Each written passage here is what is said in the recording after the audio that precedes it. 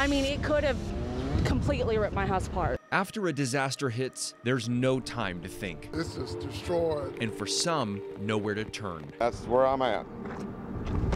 Looks like everything's shot right there. It's gone. It's all right, though. We're safe. The disaster response for a tornado takes local, state, and federal resources, and nonprofits and volunteers stepping in to help. Convoy of Hope has a new 240-acre campus less than 3 hours from Tulsa in Springfield, Missouri.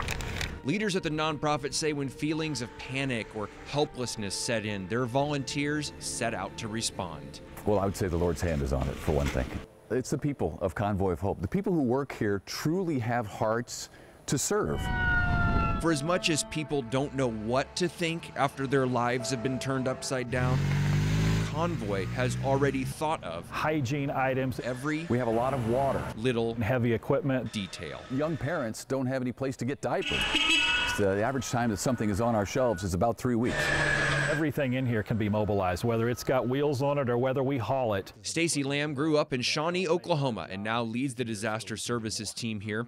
Last year's Shawnee tornado hit home for him, literally. Kind of surreal. It's one of the neighborhoods that was hit in Shawnee was actually where I lived when I was 16 years old.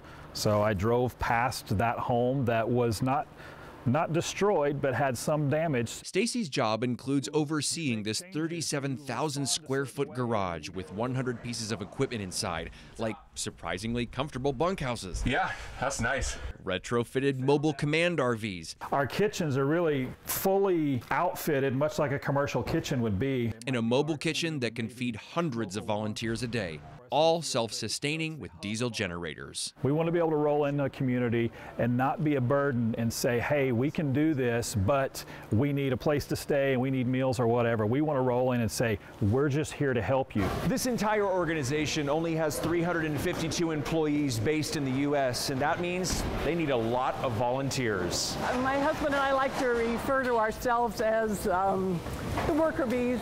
Okay. We just come and do whatever is needed at the time for whatever Convoy needs to do. They really want to be part of the solution. They want to do their part to make people's lives better. 1, 2, 3. It's the kindness of everybody in this organization that I think makes it work. You just look at how much Convoy is able to do out of a place like Springfield. It's truly incredible. Volunteers at Convoy of Hope have responded to everything from wars to recent water crises in McAllister and Bixby, 86 disasters last year alone. And it takes a lot of money to do all that.